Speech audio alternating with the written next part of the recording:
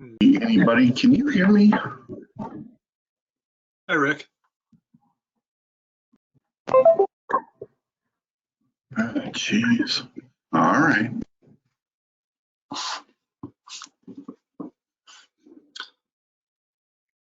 All right, it looks like we're just coming up on 11 Central Time where we'll kick off. I want to thank all of the participants for hopping on this webinar and taking time out of your day.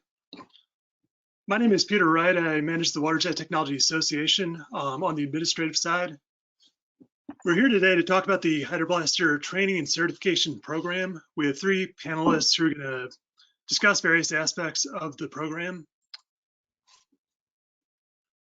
So our purpose here today is to inform the industry on the development and the implementation of our Hydroblaster Training and Certification Program.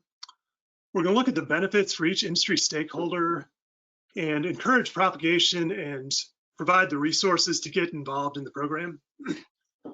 You'll have the opportunity to meet and hear directly from some of the WJTA's master trainers who are overseeing this program. So our speakers today, we're excited to have a great group of speakers. We have Rick Pittman, who is the Senior Vice President of EHS at Hydrochem PSC. He's also a WJTA Master Trainer. Doug McGee is an automation technician and trainer at Stone Age. He is also a WJTA Master Trainer. And finally, we have Dick Hanna, who's the Vice President of Innovation and Technology at the Houston Area Safety Council. So on our webinar today, we'll give you an overview of the program. We'll discuss the motivation behind it and the structure of it. We're going to go through the role of the verified trainers and master trainers, as well as a short example of how the field verification is actually delivered and some of the competencies that your trainees would have to undergo to become field verified. Finally, we'll look at the Houston Area Safety Council's role in providing a really world-class delivery mechanism, a means to update the training, and a storage and records retention. We have 25 minutes set aside for an extended question and answer session. So we'll go through some of the questions that have been pre-submitted, as well as any questions that you enter into the question function on the GoToWebinar.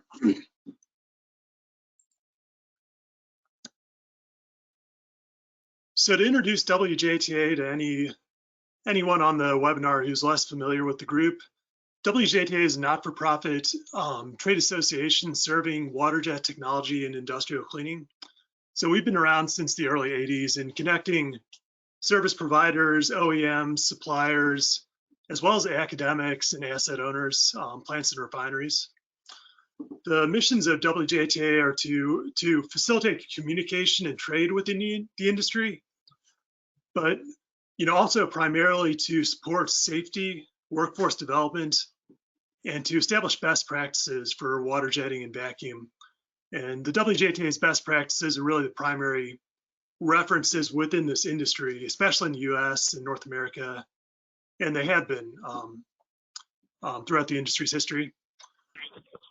So we've partnered with the Houston Area Safety Council, who we'll get into in more depth later, to deliver the training and provide easy access to the training credentials.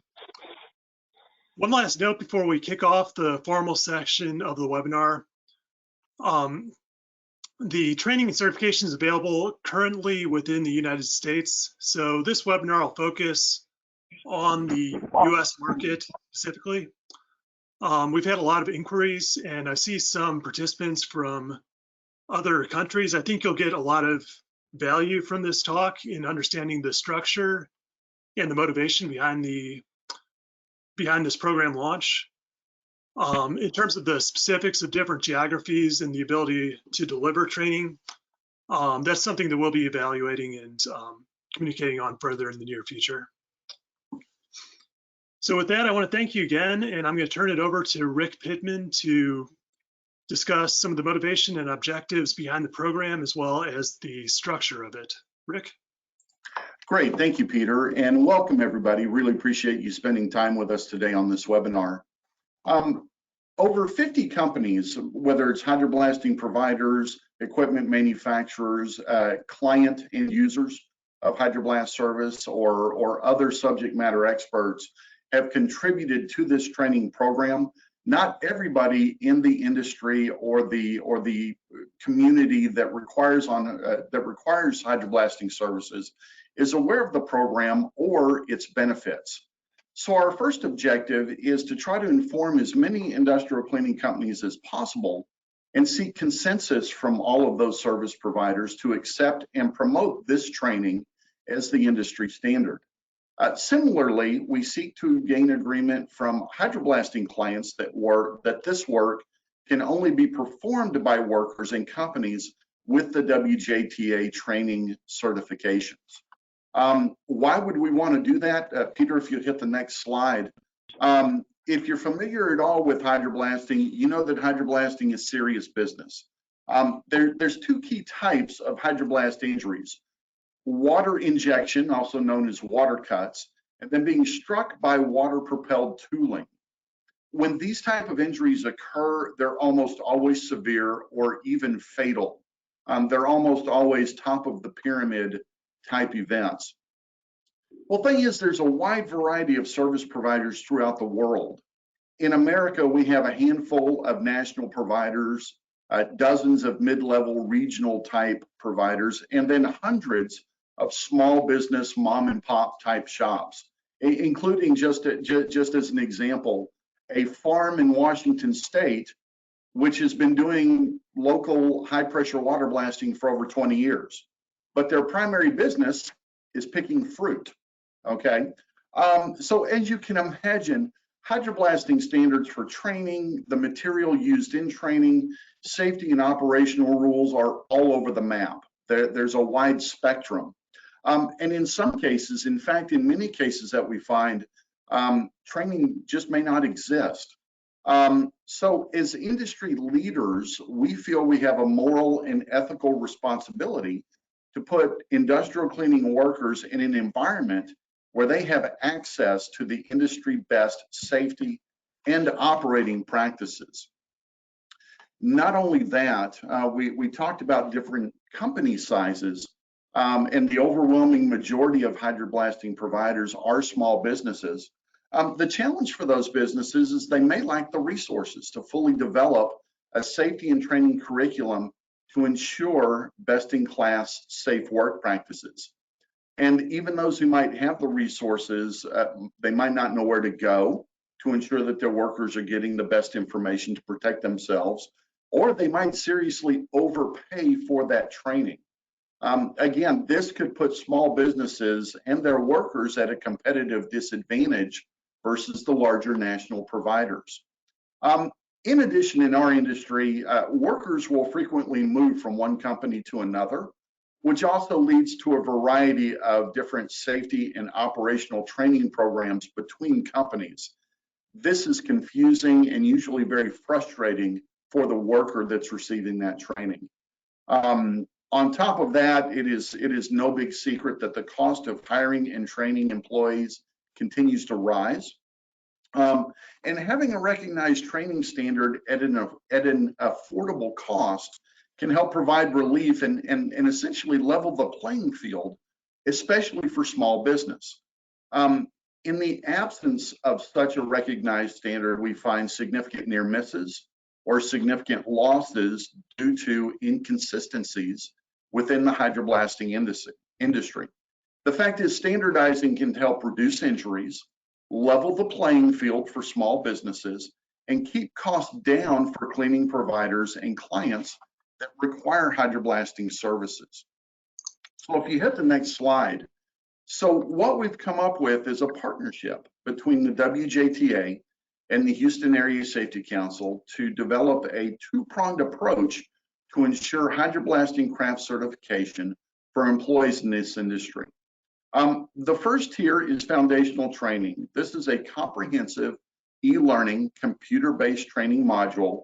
And when I say comprehensive, when you've got 50 different companies representing all aspects of the hydroblasting industry, from the service providers to the people who make the equipment, to the people who are the end users or the end clients who need that equipment, you get a very comprehensive training deck that our workers are going to receive. So foundational training is element one, and then it's backed up by field verification training, which includes an instructor-led, hands-on instruction and skills verification, taking what the person has learned behind the computer desk and making sure that they can apply it where it matters in the field, on the job, where the injuries occur.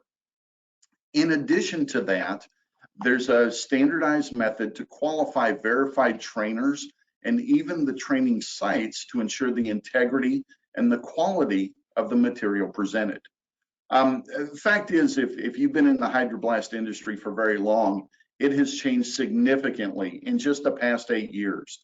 There have been major advances in hose safety, automation, materials of construction, and many other aspects. And the fact is, our industry continues to evolve at a rapid pace.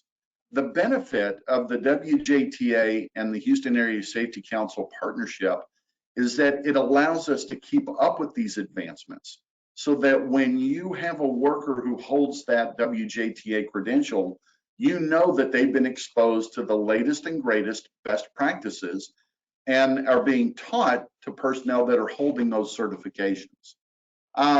And so the results are an agreed upon industry standard for safety and operating practices, which greatly improves worker training and safety while reducing contractor training costs. So if you'll hit the next slide. And one nice thing about this is that the WJTA certification is transferable from company to company. So again, another great way to keep training costs low. With foundational training, recertification is required at a 3-year interval to ensure workers are up to date with the latest best practices in what is a rapidly evolving industry. On top of that, training records are maintained in the Houston Area Safety Council database.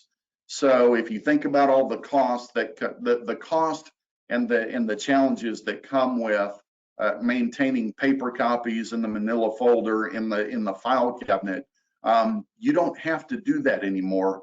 Everything is electronically kept in that database. So hiring companies can also verify and have confidence in the skills of the people that they're hiring. So if you've ever had an applicant or a candidate for work who has over-exaggerated their training and experience, then you appreciate the value of this particular feature, because you know that those records are centrally located, they're easily accessible, and someone who holds that credential, you know, has a set standard of training that has been agreed upon as the consensus best practice for our industry. And the other nice thing is the training is not only available through the Houston Area Safety Council, but throughout the United States via the Association of Reciprocal Safety Councils network, as well as other streaming options. So you don't have to be located on the Gulf Coast in the heart of the industrial community.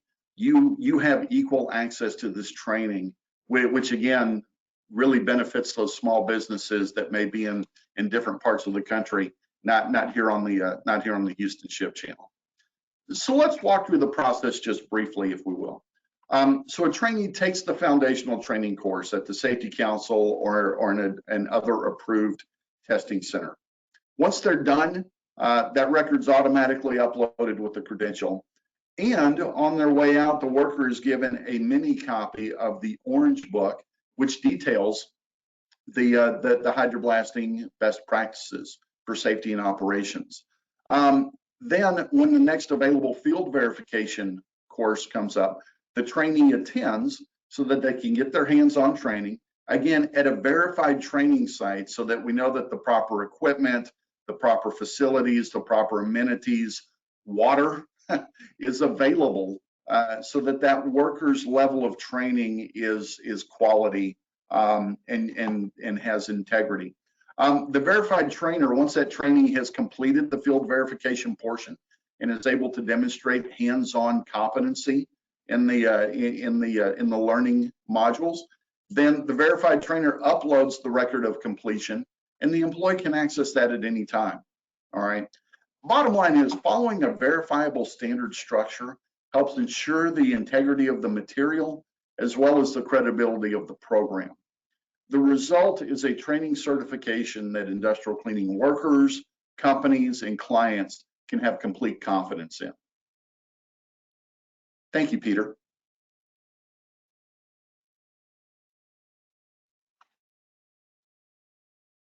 Thanks, Rick. So we'll turn it over to Doug McGee to explain the role of the master trainers and to give us an overview of how the field verification is actually administered. Thank you, Peter. I'd like to welcome everybody. This is kind of it's been a goal of mine several years. I've been in the industry since 1983, and there never has been a standard as such for OSHA or anybody else. As Hydroblasters went, we kind of made it up as we went along. With the WJTA being our voice in the industry, we have somebody that can stand behind a standard that we agree on as both contractors, end users, and suppliers, that we can easily see. And now we've put together a program to train people across the industry on our standards. What I'm fixing to do here is give you a mini example of a small section of the field verification. After a trainee has taken the foundational training and passed it with at least 80% efficiency, then he will, his company will arrange for him to go through a field verification by a verified trainer at a verified training site. Next slide. As a master trainer, it's my job both to deliver the train the trainer course, to train the personnel who are going to be the verified trainers on the WJTA hydroblasting training.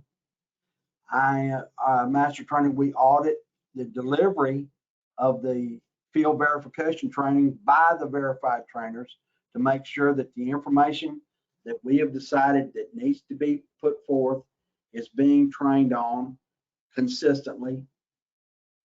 And then we audit both the trainers and the approved verified training sites to make sure that the equipment that they are training on is very similar.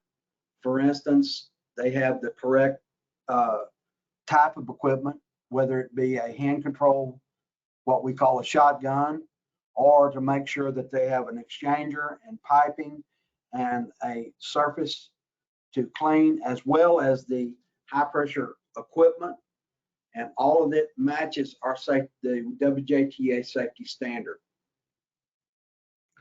For the verified trainer, their responsibility is to deliver the field verification training following a set checklist and make sure that the WJTA policies and safety standards are being followed and taught in a consistent manner. We feel that in order for our program to maintain its credibility, it has to be consistent in its information, consistent in the way that it is presented to the trainees, and has a record that's being kept that's both easily accessed and verifiable. And then your verified trainers both submit the paperwork on their trainees, as well as they do an annual self-audit on themselves to make sure that they're understanding and putting forth the information that we're trying to get to them. The most important thing for me is that this training be consistent and that it's verifiable, and that the end user, that's the biggest goal in this deal, is that the end users of our service begin to think of hydroblasting, high pressure industrial cleaning, as a craft as opposed to unskilled labor. That's been a battle I've been fighting since I've been in this training side of it. More than half of my career has been in safety and training, and I've been fighting for us to be recognized as a craft. Anybody that's done this about 5 minutes understands it takes some serious skill. And so it's time that we be recognized as that type of skilled worker. Next slide. Okay, let's go through a little sample training here. Those of you that are not familiar very much with hydroblasting, the hand-controlled lance, if you will, is called a shotgun or shotgunning. It's one of the first tools that entry-level employee will use, and it is one of the most used throughout the industry. Although we're going a lot more towards automation, it's going to be a long time before we're going to be completely automated. And it's very important for an employee, particularly a new employee going into this, understands how to use this tool. Next slide. When I'm doing a verified training site, the first thing I want them to understand is what is the tool I'm going to be using. And I want them to understand it in an atmosphere where there's not thousands of pounds of pressure coming out the end of it. The back thrust is not throwing them up against the wall, and they've got a lot of PPE that they may not be familiar with, and there's loud noises, and we've already spent probably 3 hours in the foundational training explaining to them how dangerous the work is. So it's important that they be able to handle this tool and see exactly what they have to do, how it operates, how to get the safety off, and all those things before we take them outside. This picture is what we consider the standard for a hand-controlled high-pressure lance or shotgun. Minimum 6 inches long, a dump control valve with a active safety. That's a safety that you have got to disengage before you can get pressure. A shoulder stop. We also provide a shrouded hose for the hose that is in close proximity to the worker's body, trying to make sure that if the hose fails close to their body, they're on our water cut. Again, these are standards that we go through in the classroom, trying to make sure that the trainees understand the tool that they're working with.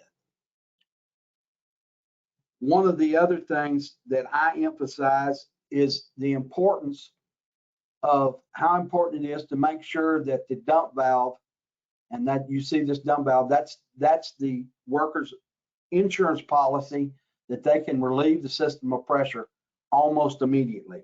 Whether it's foot control or a hand control like on the shotgun here, it is a point that I hammer into them from the first part of the class till we get through.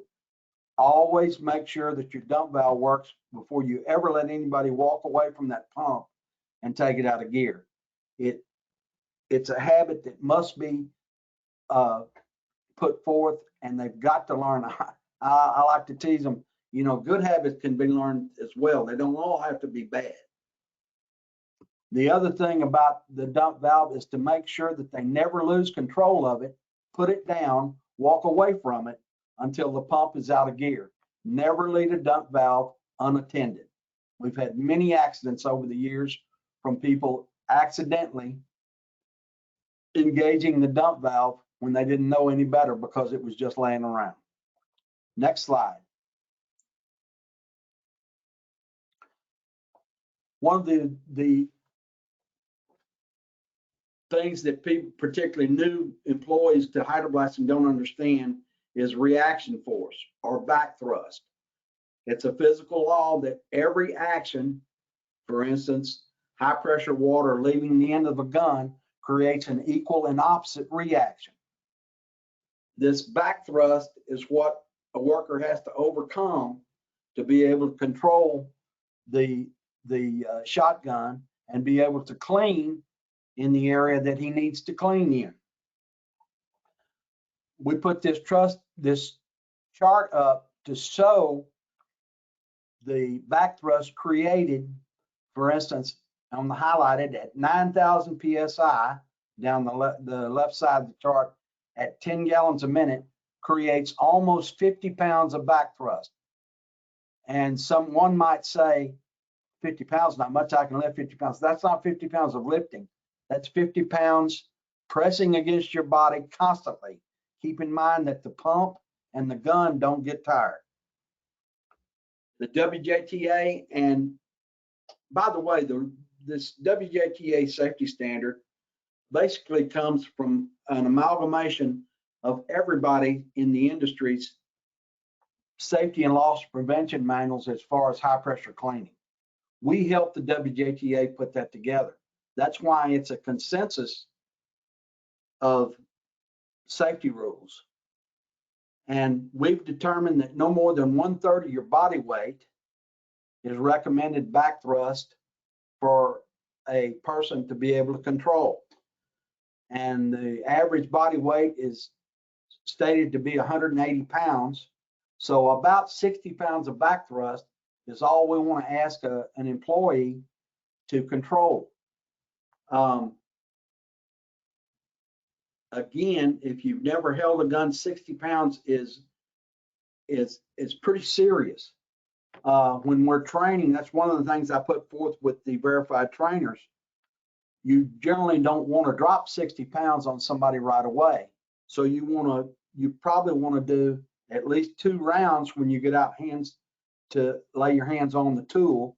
And the first tool is more of a recognition, understanding how things work, getting comfortable with it, that you might operate at half pressure. And then the second round, then we're going to up the game a little bit now that we're familiar with it and really begin to teach as far as your stance, things to help you as far as control the gun, working in an organized manner, and then towards the end, really learning to hit a target that I'm targeting this particular part of an exchanger or a wall or whatever. One of the most important parts about this is teaching them that most of the time when you're cleaning with the shotgun, you're working in the dark because you pull the trigger, mist and spray and things go in front of you. You have to get used to having poor visibility and maintain the control of the gun. And it's important that you learn the feel of both the back thrust and leaning into the gun, as well as getting off the trigger and pressuring down. Next slide. Here's what we teach as far as a correct stance, and all people are going to be a little different.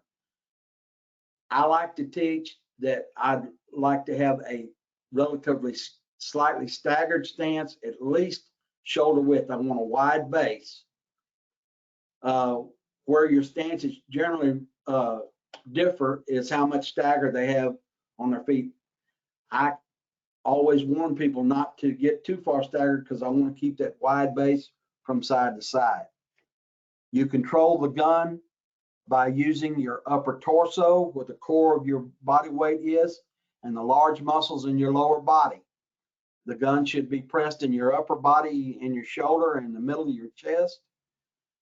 And as the back thrust increases when you pull the trigger, you have to lean forward and use the weight of your body to negate the back thrust.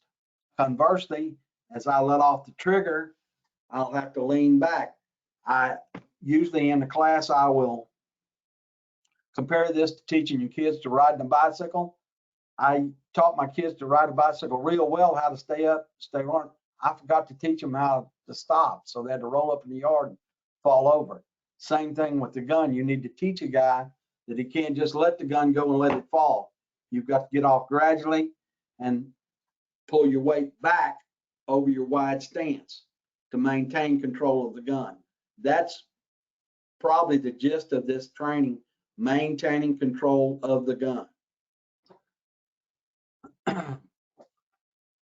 And just like you would with a regular gun, you want to point and aim with intention. Never point the gun at anybody. All shotguns could be considered loaded. So I never want to point them at anybody. And anybody that's ever been in this business knows the only true way to prevent water cuts is never get body parts in close proximity to the nozzle. That's the true way to keep water cuts from happening. Next slide.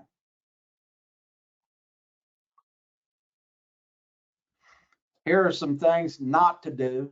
Again, they're trying to arm wrestle the gun. I'm telling you, I have to emphasize that the pump and the gun never get tired. Always use your upper body and the large muscles and your lower body to control the gun. So there's usually a question asked is how did we come on 66 inches as far as the maximum length on the gun? We had to stop somewhere. And I know that there are workers tall enough that can hold the gun up and get body parts in front of them. We just try to teach them the correct method to hold the gun and not get into these positions, and particularly in a way that it's possible to get a foot or other body part in front of the gun. The key thing here is to maintain control of the gun with your upper body, the big muscles in your legs and lower body, and do not get body parts in front of the nozzle. Next slide. Here's our checklist. One of the most important parts of this checklist is proper hand signals. I've been told before that my industry, which is high pressure industrial cleaning, is tribal by nature. And it depends on which tribe you're from or what region in the company that you're from as far as how do you communicate. High noise in most industrial complexes, particularly high noise around industrial cleaning equipment, water blasting pumps and vacuum trucks, make proper hand signals an absolute necessity. We have a set quote unquote standard hand signals as far as turn on the water, pressure up to begin blasting, or cut to pressure. My point in talking about this is I don't care what hand signals you use, as long as everybody on the crew is talking the same language, so that even if I'm from a different part of the country or a different branch, we've discussed this beforehand. These are the hand signals that we're going to use during the job. Again, this checklist is what we consider the minimum to assure that this trainee has shown us that he understands how to operate a shotgun. It does not make him an expert hydroblaster. What it does is it gives him a foundation to learn the right way to become an expert with the shotgun.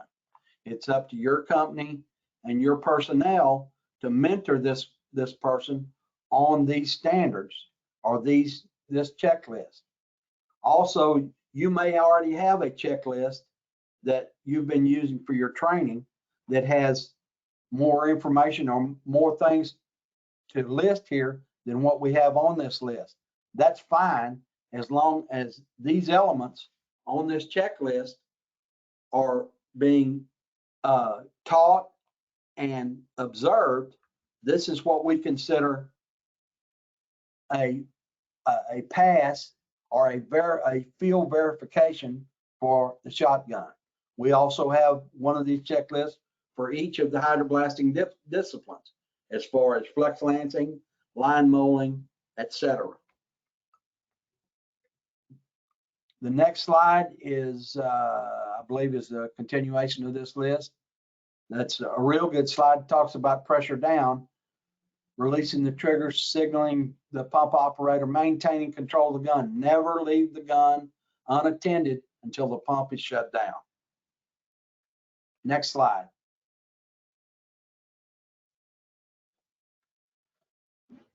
The key points that we want our trainers to cover is team communication.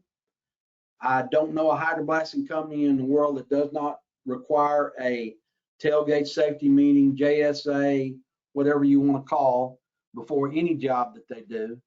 And it's very important that the team is communicating. Like I said, I try always to teach. If you don't understand, ask the question. Make sure you know what they're talking about. Don't just assume. We want to make sure that they know how to operate the tools.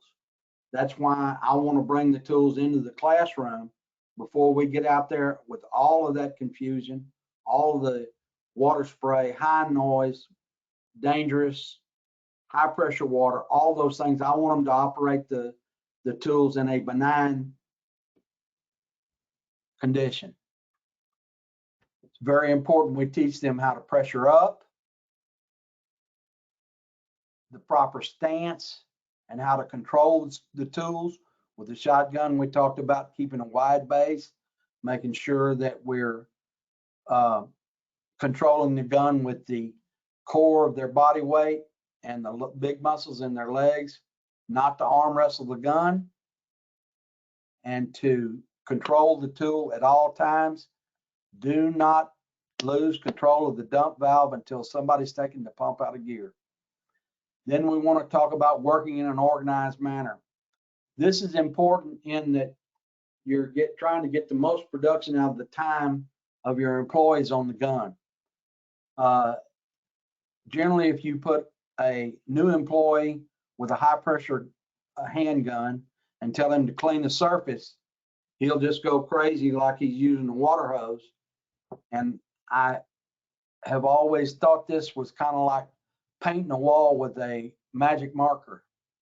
You need to work in an organized manner, work in a small area, 12 to 18 inches, clean that 12 to 18 inches, and then move to another 12 to 18 inches, so that after a certain amount of time, you can see what kind of production that you're getting. And then also is important, never lose control of the gun until the pressure is off the system.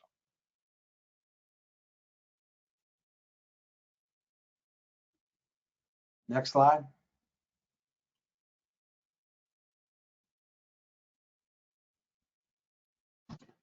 I believe I'm done.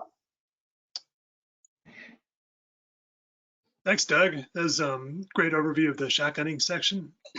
So we'll kick it over to Dick Hanna to give an overview of the Safety Council's role and the resources they have for our training. Thank you, Peter. For those of you on the call who haven't worked with the Houston Area Safety Council, or HASC, we've been developing and delivering training for our industry since the late 1980s. We are experts in training delivery. We may not be experts in your training or what you do, but we know how to deliver it in an effective, easy, and smart manner. And that's our goal for all this training. Our mission is to create safer workplaces and have an industry standard. Having this industry standard helps us do that, both for small and large members. We're in a very unique position to help WJTA with this initiative because we work with so many different contractors and so many different owner sites. You can go to the next slide, please. This training standard was designed with a building block approach, with the foundational training being at the base level and field verification being that next level. Verified trainers and master trainer certificates are all stored as a part of our process within our Link LMS database. Verified trainers submit rosters with training dates and checklists that Doug just went over. And all of these are stored at the completion of the class within that Link LMS database. I'll show you some pictures of that in just a minute. Houston Area Safety Council hosts and develops the foundational training e-learning module, and we're constantly redeveloping that and making it better with the help of WJTA and the master trainers. And finally, the foundational training module can be streamed to any other Association of Reciprocal Safety Councils or our site, as Rick said at the beginning of this presentation, or at third-party testing centers that have been verified. You can go to the next slide. So here's an example of the e-learning module or foundational training. It's 3 hours long. It provides a standard that even the newest person can understand. It provides techniques that a veteran can't argue with and can't see as being correct. It helps small companies with few training resources have a consistent and correct training module. All the documentation following this is stored within our link LMS so that you can retrieve it later. It's easy to deliver no matter where you might be. And as I said, our e-learning development team is constantly working with Peter and the WJTA team to upgrade this, make it more effective. I think we have one more slide of this too, Peter. Here's an example. Doug was just talking about proper use of the shotgun. And you can see that building block approach that we built this on demonstrated here. A new trainee would go through this 3 hour long e-learning module. And then once he goes to field verification, he'll have a better idea of what Doug is talking about. The next slide shows an example of our link LMS. This would show exactly how to register for training and what training each trainee has. It's easy to read, easy to access, easy to register. You can register for the field verification as well. Field verification, what's done in the field by our master trainers is 6 to 8 hours long. It's simple and easy to use and has a checklist that's delivered to HASC, and the records are uploaded here to the link LMS. It follows a repeatable formula, and it's developed hand in hand with all of the master trainers. If you want to go to the next slide, this would be an example of how an administrator would register a trainee for the field verification. Again, we've tried to make it as simple as possible. We don't want to overwhelm anyone with lots of arcane processes or red tape. Very easy, simple, and seamless. And I think we have one more. This last one is an example of the gate check functionality within our link system that owners can use to verify that different employees from contractors have the appropriate training for the jobs that they've done. Again, this is the end result of where all this training goes and how it can be utilized. But what I want to get across to you is that we are working hand in hand with WJTA to make this training not just accessible to every contractor, small, medium, and large, but that it's built with it's developed and built with an understanding of how these trainees learn best, a scaffolding system that allows them to go from nothing to knowledgeable as quickly and as effectively as possible. We're trying to weed out as many redundancies as possible and create a standard for the entire organization, entire industry to use. And I think that's it, Peter. Thanks. So just to wrap things up and conclude the formal presentation of this webinar, we're excited to have the endorsements of the ECMA and Houston Business Roundtable organizations who are recommending standardized Hydroblaster training and the WJTA program as best practices. We also have several petrochemical companies and end users who are beginning to require Hydroblast certification as a requirement for entry onto their site. So for any stakeholder group who wants to get involved and support this initiative, we have resources on the website, or you can reach out to us by email or phone to learn more about how to become certified to deliver the training or how to require the training.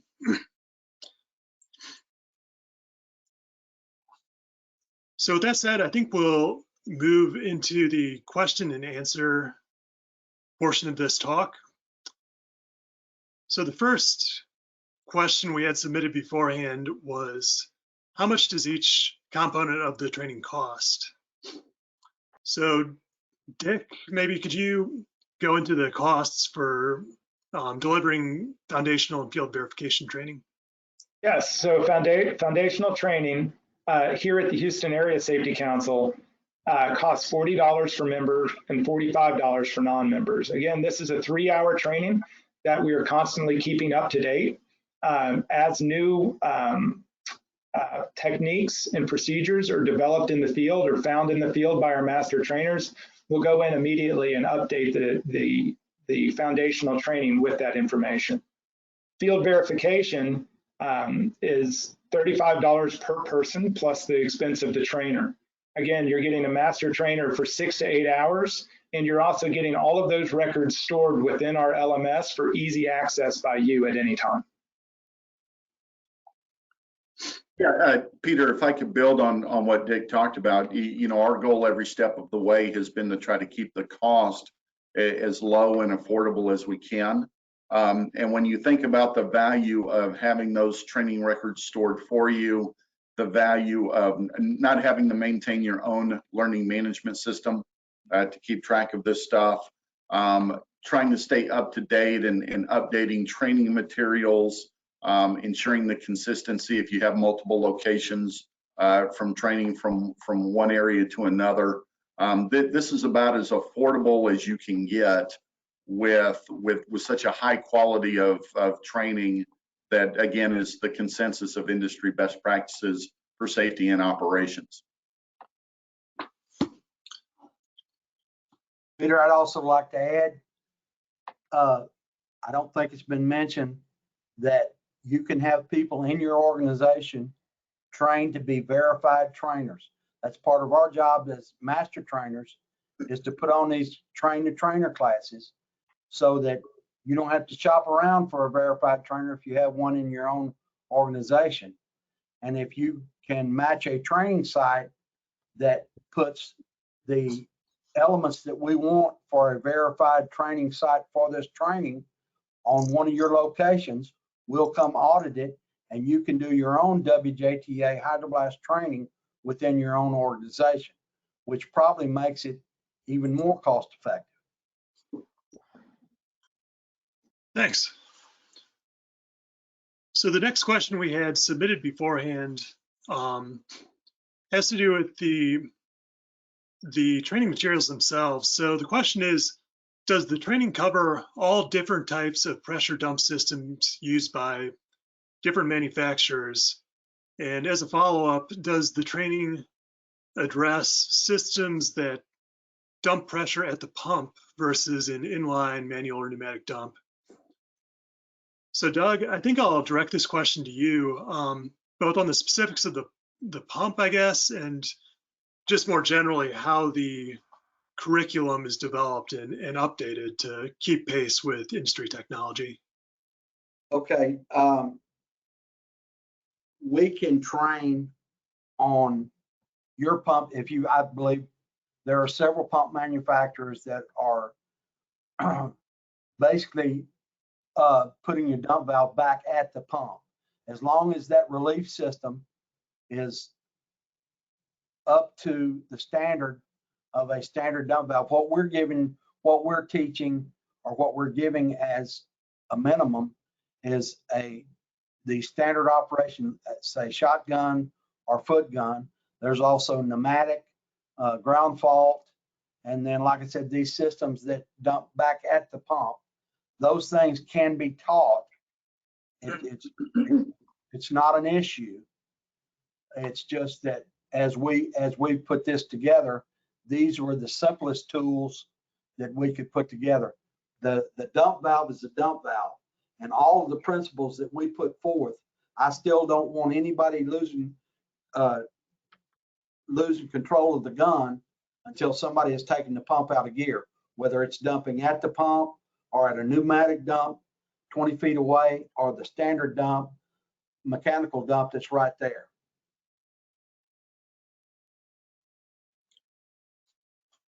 Thanks, Doug. All right, so the next question we've had a couple questions on becoming approved to be a verified training site. So the questions cover, are there specific requirements for the demonstration pieces in terms of dimensions, or what trainers would have to do to fabricate these pieces? And then just the process to get approved as a training site. So I think Rick, could you touch on that to start? Sure, absolutely, and really excited that we've got folks on the call who are interested in trying to get their sites verified. We have we have a nice checklist that we can send you that has all of the required items. What we want is a training site that's going to be conducive to learning. Our end goal is to make sure that we have workers that when they've finished this training, that they've got, you know, industry best practice knowledge to help protect themselves and also to work efficiently when they get out into the field. And so we want a training site that's gonna provide a learning environment that's conducive to receiving and then remembering the material. So what you're gonna find on the checklist are things like a room with plenty of seating, you know, access to water and facilities, you know, electronic, you know, presentation, you know, projector or TV screen or whatever it is, so that you can put the training slides up, okay? We don't want you necessarily training in a shop with two big air movers running so that you can't hear, and a lot of hydroblasting pumps in the background because they're being maintained, you know, with uncomfortable bench seating. We want to, we're not asking you to put them in a 5-star hotel, but we want it to be a comfortable environment so that they can learn. On top of that, all of the equipment that you would expect in safe operating order needs to be available so that we can train our people, just like Doug talked about, so that they can touch it, feel it, make sure they know how to operate it. A properly running pump with all of the appropriate safety guards in place, shotgunning and flex lancing materials, piping and exchangers so that you can actually go through the mechanics of safely operating that equipment and doing it the proper way. What I've asked my folks to do, just a little bit of a tip for the sites that they want to have verified, when you get the checklist, I've asked them just to take pictures, put those pictures on a little PowerPoint slide deck, and then email that to the WJTA. That way it's really, really easy to look at the check sheet compared to the pictures so that you've got a good visual. And in cases like that, the approvals have come really, really quickly. Thanks, Rick. Sure. And to reiterate, part of the answer is that a lot of the verification is done remotely now by Rick or Doug or Bill McClister. It can be done by video or by pictures. So another question we had pre-submitted is, how is this training a resource for smaller contractors? And, you know, is this training directed largely towards the large nationwide providers or regional providers, or is it suitable to smaller contractors? So let's see, I guess I'll direct that one to Rick as well. Can you talk about the benefits to the smallest contractors? Sure, without a doubt. And one of the things that I think is really valuable about this entire program is that every step of the way, we've really had the small business in mind, because we wanted to make sure that the material was affordable, that it was easy to access, and that it would be valuable for that small business owner who's got a lot more financial challenges when it comes to support related expenses like training. You've got to have training, and it would be easy to say, well, think of the cost if you didn't train them, and that's a true statement. But nonetheless, it is still real dollars that a small business owner has to spend in order to get his workers trained, his or her workers trained. And the nice thing about this is it's equally available whether you're a large national provider or whether you're, whether you're a 10-person shop in a fairly remote area. It's incredibly easy to use the system, to get the training done. It's cost effective and it's scalable. So there's no advantage, if you will, from being a larger company using this program. And it really does help level the playing field, regardless of your company size.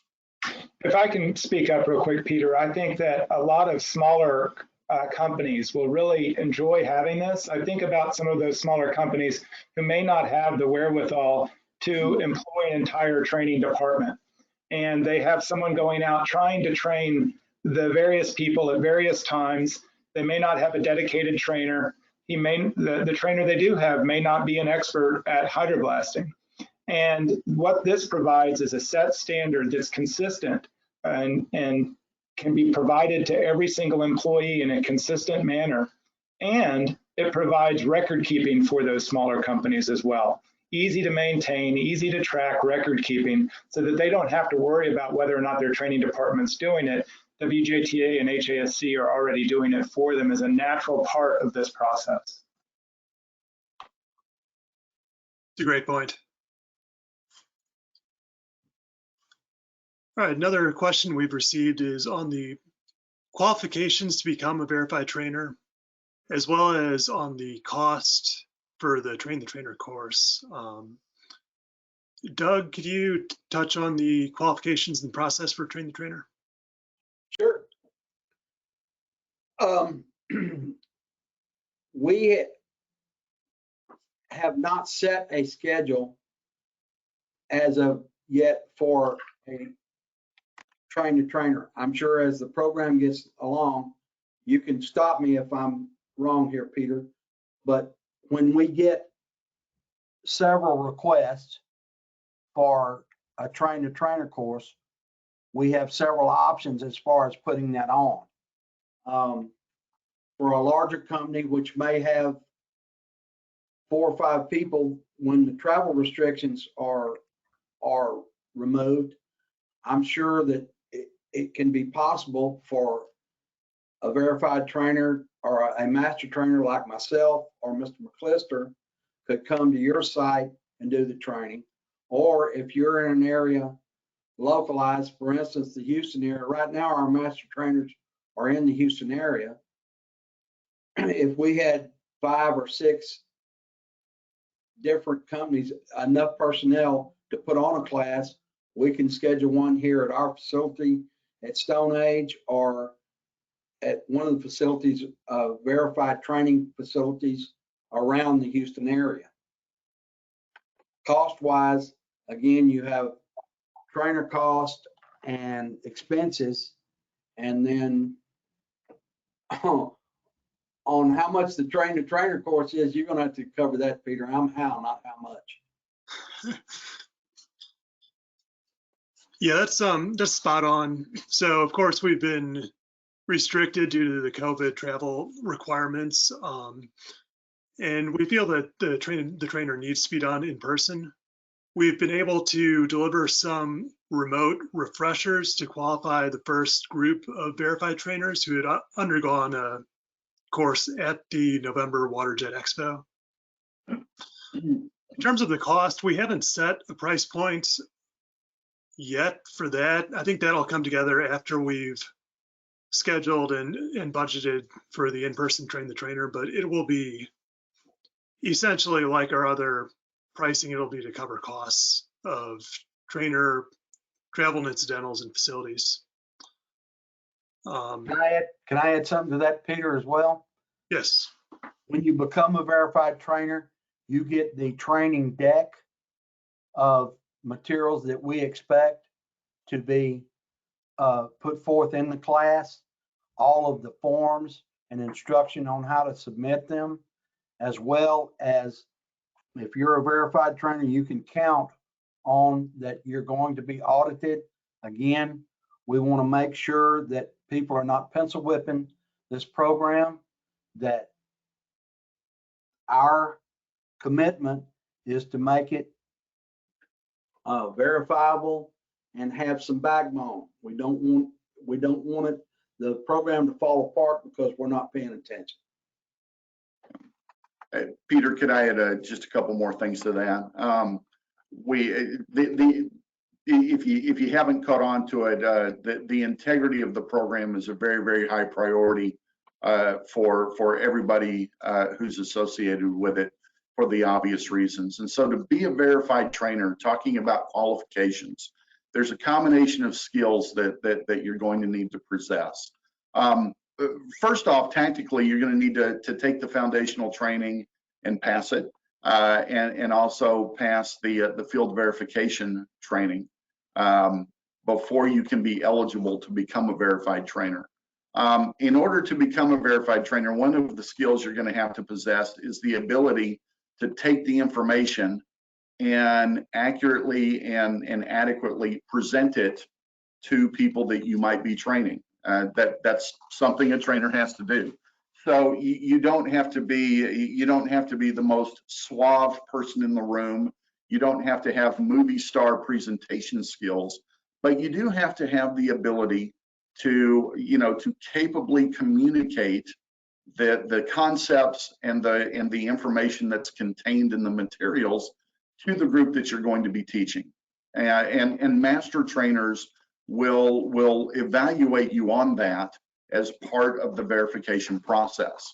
The second piece is that you're going to have to understand the concepts, the engineering concepts, not just how long does the shotgun have to be, but why does it have to be that long? Some of the things that Doug touched on as he was getting into the details of the things that we teach, there's not very many people in America who have Doug McGee's knowledge and history of hydroblasting.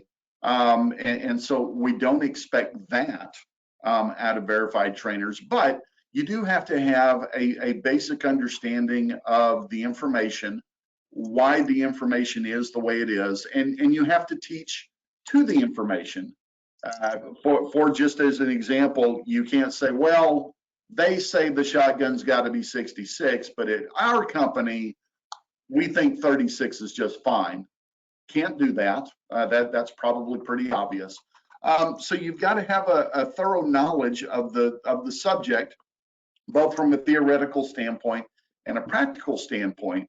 Again, because when you are designated as a verified trainer, the expectation is that you will hold to the integrity and the content of the subject material, because once somebody gets that credential, the expectation is that they've been trained to those industry best practices. Great, thanks, Rick. Sure. So we are right at noon Central Time. We had an hour allotted for this webinar, and looks like we have most of our attendees still on. So I appreciate everyone's attention and interest. I know we haven't gotten to all of the questions. We'll take a look and follow up afterwards when we post the link to this recording. I want to thank the Safety Council again for facilitating this webinar and for their partnership in developing this program. I want to thank the three panelists, as well as the team that's been working behind the scenes, including Michaela Larkin from Stone Age, Gary Noto and Bill McClister on the WaterJet board, who have done a tremendous amount of work to develop this program, and all the other committee members who have contributed. With that, again, we'll be posting a link to this on the WJTA website within a few weeks. And I'd encourage anyone else with an interest to follow up by email to reach out to us, and we will get you connected with the program and keep things progressing. Dick, Doug, or Rick, do you have anything else to add? No, just want to thank everybody for attending today. These are exciting times in our industry, and this training program is the culmination of a lot of people investing in the future of our industry and the safety and health of our workers. And so we're really excited about as many people embracing this as possible. I couldn't agree more. I just wanted to say I'm very impressed with some of the questions that came through today, and I'm sorry we didn't get to them all. And like Peter said, I'm sure they'll all be addressed and sent back to the questioner. But it sure shows me that there's a need for this and that there's interest in it and excitement about it. And so I'm glad to be a part of it. And so is the Houston Area Safety Council.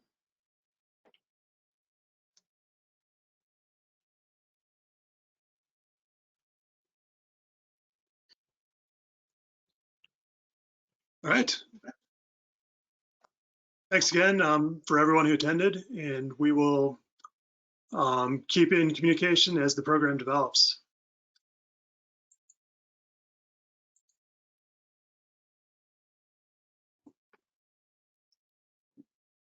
I don't know how to end this thing. Well, How's have this a great for day, seeing the everybody. webinar? This is great. It's on here somewhere.